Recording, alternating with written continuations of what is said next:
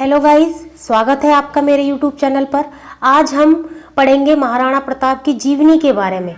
महाराणा प्रताप के बारे में आज हम डिटेल में डिस्कस करेंगे और जितने भी क्वेश्चन महाराणा प्रताप से रिलेटेड है वह सारे क्वेश्चन आज हम इसी में कंसीडर करेंगे। और आप कोई कंपटीशन एग्ज़ाम की तैयारी कर रहे हो, उसमें महाराणा प्रताप से रिलेटेड अगर कोई क्वेश्चन आता है तो वह सब इसी में से आएगा। भारतीय इतिहास में राजपूताने का गौरवपूर्ण स्थान रहा है। यहाँ के रणबांकुरों ने देश, जाति, धर्म और स्वाधीनता के रक्षा के लिए अपने प्राणों का बलिदान देने में कभी संकोच नहीं किया। उनके इस त्याग पर संपूर्ण भारत को गर्व रहा है। वीरों की इस भूमि में राजपूतों के छोटे बड़े अनेक राज्य रहे जिन्होंने भारत की स्वाधीनता के लिए संघर्ष किया। इन्हीं राज्यों में मेवाड़ का अपना एक विशिष्ट स्थान है, जिसमें इतिहास के गौरव बप्पा रावल, खुमार प्रथम, महाराणा हम्बीर, महाराणा कुंभा, महाराणा सांगा, उदय सिंह और वीर शिरोमणि महाराणा प्रताप ने जन्म लिया है। अब हम पढ़ेंगे महाराणा प्रताप के जन्म के बारे में। महाराणा प्रताप का जन्म 9 मई 1540 ईस्वी को राजस्थान के कुंभलगढ़ दुर्ग में हुआ था। तो इससे पहला क्वेश्चन तो ये बनता है कि महाराणा प्रताप का जन्म कब हुआ, तो उसका आंसर रहेगा महाराणा प्रताप का जन्म 9 मई 1540 ईस्वी को हुआ। दूसरा क्वेश्चन ये बनता है कि महाराणा प्रताप का जन्म कौन से स्थान पर हुआ, तो उसका आंसर रहेगा कि राजस्थान के कुंभलगढ़ दुर्ग में हुआ था। लेकिन उनकी जयंती हिंदी तिथि के अनुसार ज्येष्ठ शुक्ल तृतीया को मनाई जाती है। उनके पिता महाराजा उदय सिंह और माता रानी जीवत कंवर थीं। वे राणा सांगा के पौत्र थे। महाराणा प्रताप को बचपन में सभी कीका नाम लेकर पुकारा करते थे। महाराणा प्रताप की जयंती विक्रमी संवत कैलेंडर के अनुसार प्रतिवर्ष ज्येष्ठ मास के शुक्ल पक्ष तृतीया को मनाई जाती है। राज्याभिषेक। महाराणा प्रताप का राज्याभिषेक गोगुंदा में हुआ था। राणा प्रताप के पिता उदय सिंह ने अकबर से भयभीत होकर मेवाड़ त्याग कर अरावली पर्वत पर डेरा डाला और उदयपुर को अपनी नई राजधानी बनाया था। हालांकि तब मेवाड़ भी उनके अधीन ही था। महाराणा उदय सिंह ने अपनी मृत्यु के समय अपने छोटे पुत्र को गद्दी सौंप दी थी, जो कि नियमों के विरुद्ध था। उदय सिंह की मृत्यु के बाद राजपूत सरदारों ने मिलकर 1628 फागुन शुक्ल 15 अर्थात 1 मार्च 1576 को महाराणा प्रताप को मेवाड़ की गद्दी पर बैठाया। के राज्य की राजधानी उदयपुर थी। राज्य सीमा मेवाड़ थी। 1568 से 1597 ईस्वी तक उन्होंने शासन किया। उदयपुर पर यवन तुर्क आसानी से आक्रमण कर सकते हैं, ऐसा विचार कर तथा सामंतों की सलाह से प्रताप ने उदयपुर छोड़कर कुंभलगढ़ और गोगुंदा के पहाड़ी इलाके को अपना केंद्र बनाया। कुल देवता। महाराणा प्रताप उदयपुर मेवाड़ में सिसोदिया राजवंश के राजा थे। उनके कुल देवता एकलिंग महादेव हैं। मेवाड़ के राणाओं के आराध्य देव एकलिंग महादेव का मेवाड़ के इतिहास में बहुत महत्व है। एकलिंग महादेव का मंदिर उदयपुर में स्थित है। मेवाड़ के संस्थापक बप्पा रावल ने 8वीं शताब्दी में इस मंदिर का निर्माण करवाया और एकलिंग की मूर्ति की प्रतिष्ठापना की थी। जगमल सिंह। उदय सिंह का अपनी समस्त रानियों में से भटियानी रानी पर सर्वाधिक प्रेम था। इसी कारण उन्होंने भटियानी रानी के पुत्र जगमल सिंह को प्रताप सिंह पर वरीयता प्रदान कर अपना उत्तराधिकारी घोषित कर दिया था। प्रताप सिंह ज्येष्ठ पुत्र होने के कारण स्वाभाविक उत्तराधिकारी थे। उन्होंने अपनी मृत्यु के समय जगमल को राजगद्दी सौंप दी। उदय सिंह की यह नीति गलत थी, क्योंकि राजगद्दी के हकदार महाराणा प्रताप थे। प्रजा तो महाराणा प्रताप से लगाव रखती थी। जगमल को गद्दी मिलने पर जनता ने विरोध और निराशा उत्पन्न हुई। जगमल ने राज्य का शासन हाथ में लेते ही घमंडवश जनता पर अत्याचार करना शुरू कर दिया। जगमल बेहद डरपोक और भोगी विलासी था। यह देखकर प्रताप जगमल के पास गए और समझाते हुए कहा कि क्या अत्याचार करके अपनी प्रजा को असंतुष्ट मत करो। समय बड़ा नाजुक है अगर तुम नहीं सुधरे तो तुम्हारा और तुम्हारे राज्य का भविष्य खतरे में पड़ सकता है। जगमल ने इसे अपनी शान के खिलाफ समझा। गुस्से में उसने कहा, तुम मेरे बड़े भाई हो सही है, परंतु स्मरण रहे कि तुम्हें मुझे उपदेश देने का कोई अधिकार नहीं है। यहाँ का राजा होने के नाते मैं ये आदेश देता हूँ कि तुम आज ही मेरे राज्य की सीमा से बाहर चले जाने का प्रबंध करो। प्रताप चुपचाप वहाँ से चल दिए। प्रताप अपने अश्वागार में गए और घोड़े की जीन कसने की आज्ञा दी। महाराणा प्रताप के पास उनका सबसे प्रिय घोड़ा चेतक था। महाराणा उदय सिंह के निधन के पश्चात मेवाड़ के समस्त सरदारों ने एकत्र होकर महाराणा प्रताप की राजगद्दी पर आसीन करवाया था। महाराणा प्रताप का राज्याभिषेक कुंभलगढ़ के राज्य सिंहासन पर किया गया। उधर जगमल सिंह नाराज होकर बादशाह अकबर के पास चले गए और बादशाह ने उनको जहाजपुर का इलाका जागीर में प्रदान कर अपने पक्ष में कर लिया। इसके पश्चात बादशाह ने जगमल सिंह को सिरोही राज्य का आधा राज्य प्रदान कर दिया। इस कारण जगमल सिंह के सिरोही के राजा सुल्तान देवड़ा से दुश्मनी उत्पन्न हो गई और अंत में ईस्वी सन 1583 में हुए युद्ध में जगमल सिंह काम आ गए।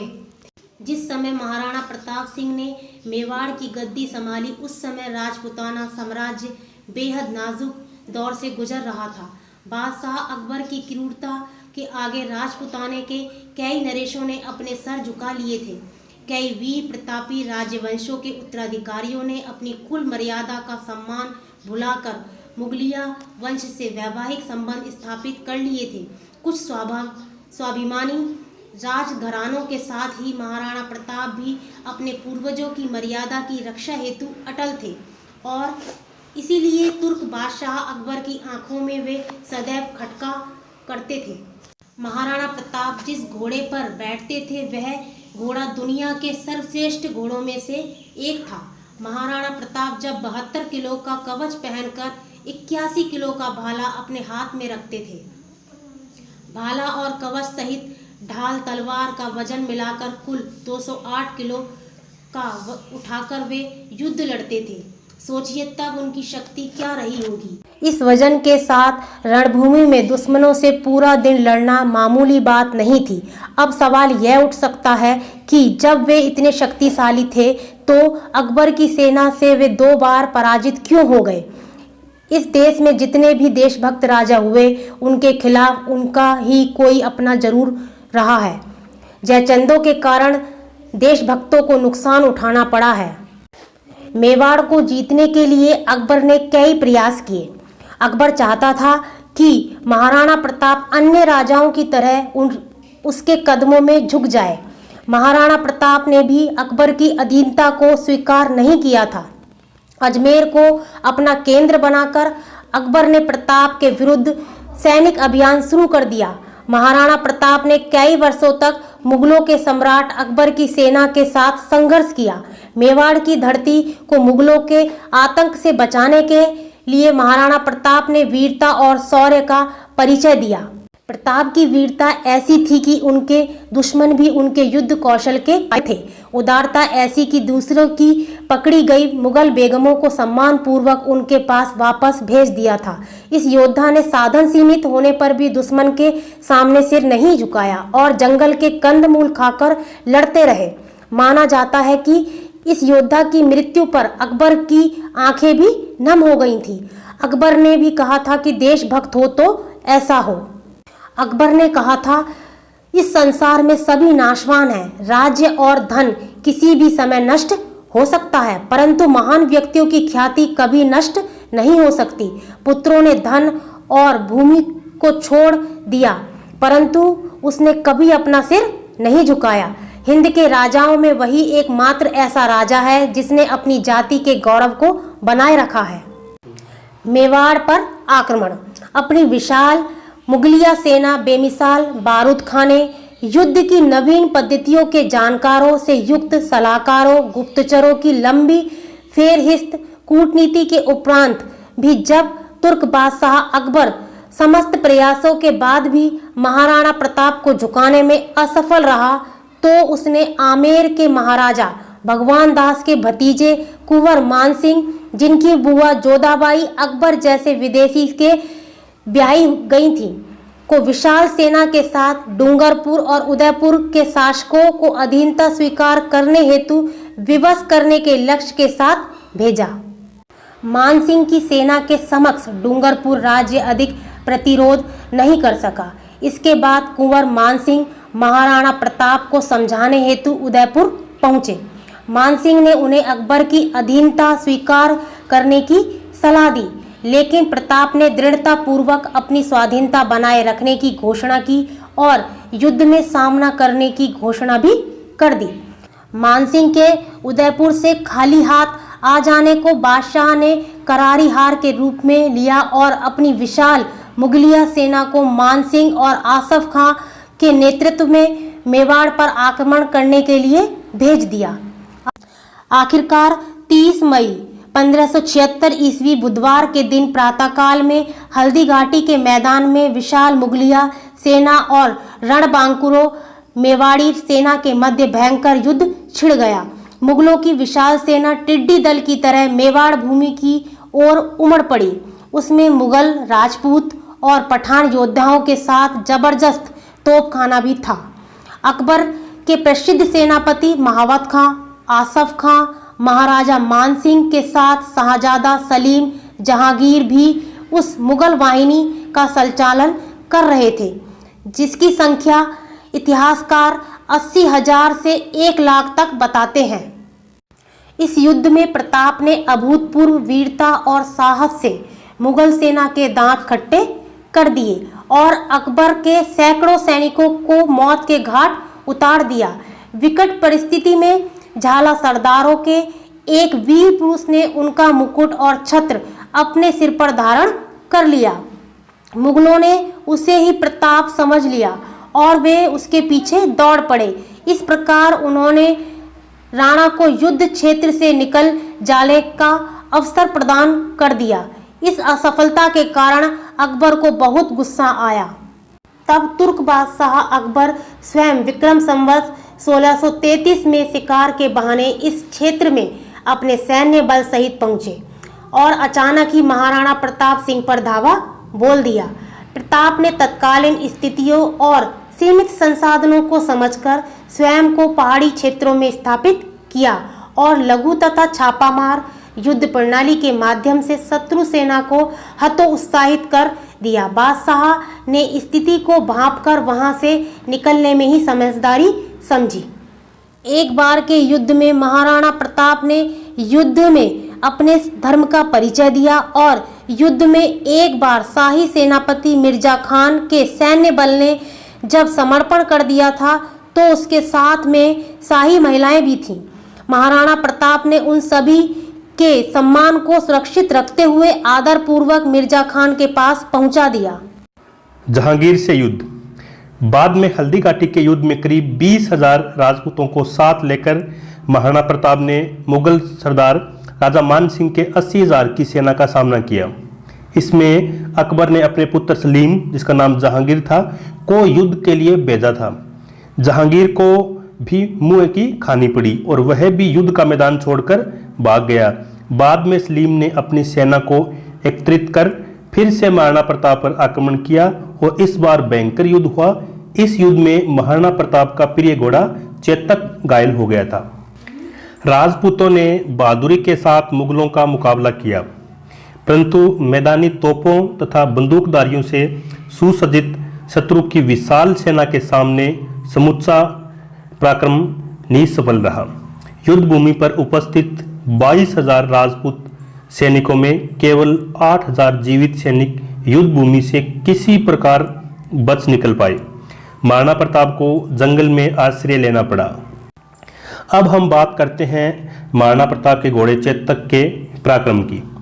महाराणा प्रताप के सबसे प्रिय घोड़े का नाम चेतक था। यहाँ क्वेश्चन ये बन जाता है कि महाराणा प्रताप के घोड़े का नाम क्या था, तो आपका आंसर रहेगा चेतक। चेतक बहुत ही समझदार और स्थिति को पल में ही भांप जाने वाला घोड़ा था। उसने कई मौकों पर महाराणा प्रताप की जान बचाई थी। हल्दी घाटी युद्ध के दौरान प्रताप अपने पराक्रमी चेतक पर सवार हो पहाड़ की ओर जा रहे थे, तब उनके पीछे 2 मुगल सैनिक लगे हुए थे। चेतक ने तेज रफ्तार पकड़ ली, लेकिन रास्ते में एक पहाड़ी नाला बह रहा था। युद्ध में घायल चेतक फुर्ती से उसे लांघ गया, परंतु मुगल उसे पार न कर पाए। चेतक नाला तो लांघ गया, पर अब उसकी गति धीरे धीरे कम होती गई और पीछे से मुगलों के घोड़ों की टापें भी सुनाई पड़ी। उसी समय प्रताप को अपनी आवाज सुनाई पड़ी, हो नीला घोड़ारा असवार। प्रताप ने पीछे मुड़कर देखा तो उसे एक ही अश्वारोही दिखाई पड़ा और वह था उनका भाई शक्ति सिंह। प्रताप के साथ व्यक्तिगत विरोध ने उसे देशद्रोही बनाकर अकबर का सेवक बना दिया था और युद्ध स्थल पर वह मुगल पक्ष की तरफ से लड़ रहा था। जब उसने नीले घोड़े को बिना किसी सेवक के पहाड़ की तरफ जाते हुए देखा तो शक्ति सिंह भी चुपचाप उसके पीछे चल पड़ा था। लेकिन शक्ति सिंह ने दोनों मुगलों को मौत के घाट उतार दिया। जीवन में पहली बार दोनों भाई प्रेम के साथ गले मिले।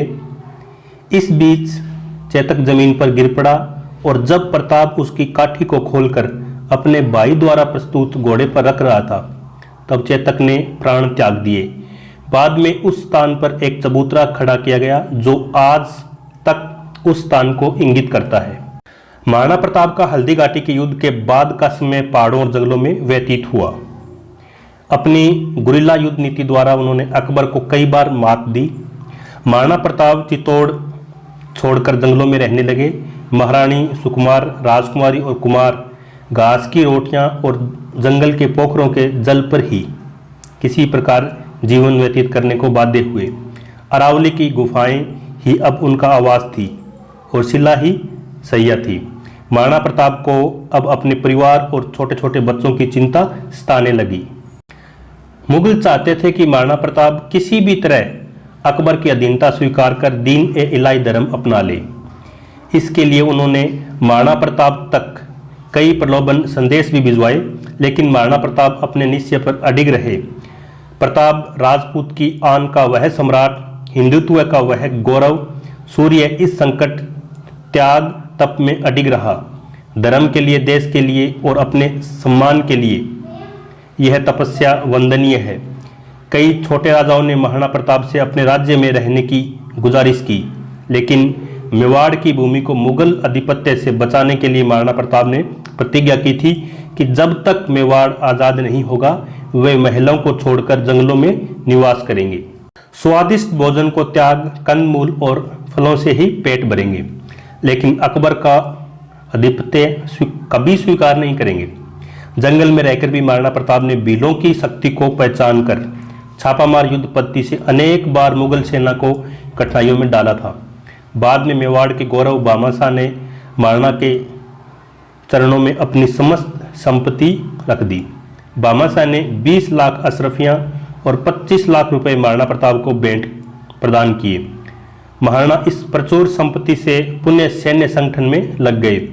इस अनुपम सहायता से प्रोत्साहित होकर महाराणा प्रताप ने अपने सैन्य बल का पुनर्गठन किया तथा उनकी सेना में नवजीवन का संचार हुआ। महाराणा प्रताप सिंह ने पुनः कुंभलगढ़ पर अपना कब्जा स्थापित करते हुए शाही फौजों द्वारा स्थापित थानों और ठिकानों पर अपना आक्रमण जारी रखा। मुगल बादशाह अकबर ने विक्रम संवत 1635 में एक और विशाल सेना शाहबाज खान के नेतृत्व में मेवाड़ भेजी। इस विशाल सेना ने कुछ स्थानीय मदद के आधार पर वैशाख कृष्ण 12 को कुंभलगढ़ और केलवाड़ा पर कब्जा कर लिया था तथा गोगुंदा और उदयपुर क्षेत्र में लूटपाट की। ऐसे में महाराणा प्रताप ने विशाल सेना का मुकाबला जारी रखते हुए अंत में पहाड़ी क्षेत्रों में पनाह लेकर स्वयं को सुरक्षित रखा और चावंड पर पुनः कब्जा प्राप्त किया। शाहबाज खान आखिरकार खाली हाथ पुनः पंजाब में आकर अकबर के पास पहुंच गया। चित्तौड़ को छोड़कर महाराणा ने अपने समस्त दुर्गों का शत्रु से पुनः उद्धार कर लिया। उदयपुर को उन्होंने अपनी राजधानी बनाया। विचलित मुगलिया सेना के घटते प्रभाव और अपनी आत्मशक्ति के बुत्ते महाराणा ने चित्तौड़गढ़ व मंडलगढ़ के अलावा संपूर्ण मेवाड़ पर अपना राज्य पुनः स्थापित कर लिया। इसके बाद मुगलों ने कई बार महाराणा प्रताप को चुनौती दी, लेकिन मुगलों को मुंह की खानी पड़ी। आखिरकार युद्ध और शिकार के दौरान लगी चोटों की वजह से महाराणा प्रताप की मृत्यु 29 जनवरी 1597 को चावंड में हुई। तो स्टूडेंट्स, आज हमने महाराणा प्रताप की जीवनी के बारे में विस्तार से पढ़ा और इसमें बहुत सारे क्वेश्चंस पढ़े हैं। और जब भी कोई कंपटीशन एग्ज़ाम हो और महाराणा प्रताप से रिलेटेड अगर कोई क्वेश्चन आता है तो इस वीडियो से बाहर नहीं जाएगा। स्टूडेंट्स, अगर आपको वीडियो अच्छा लगा तो चैनल को सब्सक्राइब करें, लाइक करें और शेयर करें और अपने फ्रेंडशिप सर्किल में भी शेयर करें और मेरा हौसला बढ़ाएं। Thank you.